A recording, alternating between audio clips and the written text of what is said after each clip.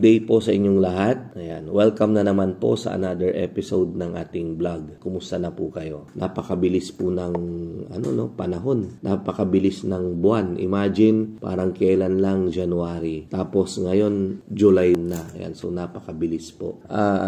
Ang topic po natin for today ay tungkol sa usapang wholesale at retail ng itlog. Ayan, so bakit nga ba may wholesale price at merong retail price?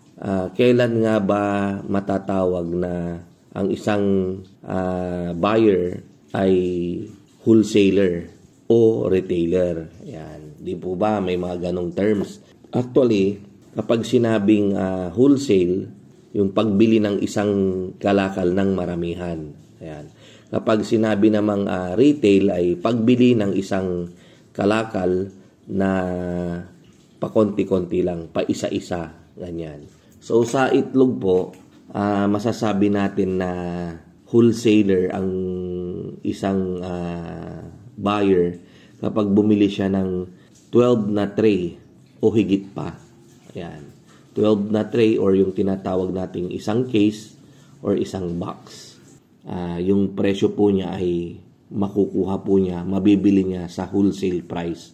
Lalo na sa farm, So, siya po yung wholesaler. 11 tray pababa hanggang sa isang piraso, retailer po yan. So, para hindi po tayo malito. Ngayon, yung sa presyo, ganito po yan. Halimbawa po, ang presyo po natin ngayon, price update na rin po, Ang presyo po ng small ngayon sa farm namin ay 180 pesos na po per tray. Yan. Pagdating po sa pwesto namin, binebenta po namin siya ng 200 pesos per tray. So, ano nga po pala, since nabanggit na natin yung presyo ng itlog, ang price update po natin for today ay sa small 180 sa farm, wholesale price, medium 200, large 220, XL 240, jumbo 260.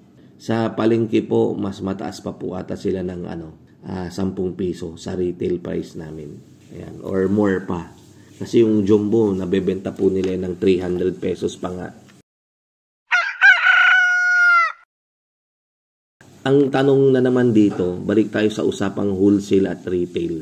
Kailan ba tayo magbebenta ng itlog natin ng wholesale price? Ayan, actually, depende po yan. Hindi po yan nakukuha sa dami at konti ng ating mga alaga. Ayan, kanya-kanya po kasing diskarte yan. Mas maganda po, pinakamainam, kapag malit yung farm, madali lang kasi nating maibenta yung ating mga itlog. Sa mga kapitbahay lang, sa mga kakilala, sa mga kaibigan, sa mga kaopisina, ganyan. So, yung market natin, yung mga nasa paligid lang natin at madali lang nating ipaubos yan kapag konti lang yung ating alaga. So, para sa akin, mas maganda ang sundan yung presyo ay presyong retail lang. Kailan ba natin ibebenta ng wholesale price? Kapag sakaling dumami na yung ating production at medyo hirap na tayong mag-dispose at sa tingin ninyo ay mangangailangan na tayo ng mga reseller, mga kaibigan na rin na gustong magnegosyo ng itlog, so pwede naman natin silang bigyan ng presyong wholesale para kahit papano papakyawin nila yung itlog natin para sila namang magbebenta. At kapag ibinenta nila, meron din silang kikitain.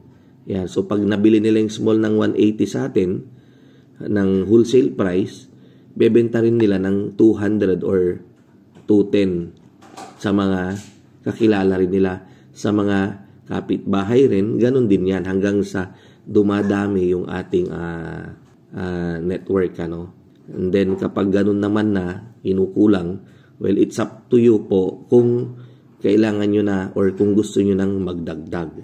Ayan, so paano din ba yung pagdadagdag? Depende po yan sa inyo. May mga dagdag ng ng kanilang alagang paitloging manok kahit na hindi pa bumabalik or kahit na nag-uumpisa pa lang bumalik yung kanilang kapital. Kasi nga po, may target silang capacity. So pag alam mo, nag-start sila ng 192 heads. After mangitlog ng 192 heads, kapag naikamada na nila yung production nila, meron na silang market, agad-agad silang nagdadagdag after 4 months. Ayan. And then pag nangitlog na naman, another 192 na naman. So malalaman nyo rin po yan kapag kayo na mismo ay may alaga ng paitloging manok. Update na rin po regarding sa RTL natin na pang July 20, 20,000 heads po ay sold out na po. At ganun din po sa 10,000 nating alagang RTL na August 2 yung kanilang 16 weeks. So, sold out na rin po. So, abangan nyo po yung post ko para sa mga gustong magpabook. Yung mga hindi nakahabol, dito na lang po kayo sa susunod na batch magpabook. At regarding naman po kasi sa pagpapabook ay naibubuk lang po natin yung mga inquiries ninyo once na kayo po ay nakapag-partial na po sa akin. Ganun po yung ating sistema. Although may mga mangilan-ngilan na rin na talagang makikiusap, ganyan, na talagang sigurado daw na kukunin, ganyan. So, may mga pailan-ilan naman tayong napagbibigyan ng ganon. Ayan. Although, sila naman ay bumili na ng battery cages sa atin. So, kita-kita po tayo sa mga susunod nating vlog. Ayan. Tandaan po natin, mas masarap ibenta ang itlog sa presyong retail. Diskartehan lang po yan. Pagalingan lang po. Hanggang sa muli, tayo po ay mag-ingat palagi. Mabuhay po tayong lahat and God bless.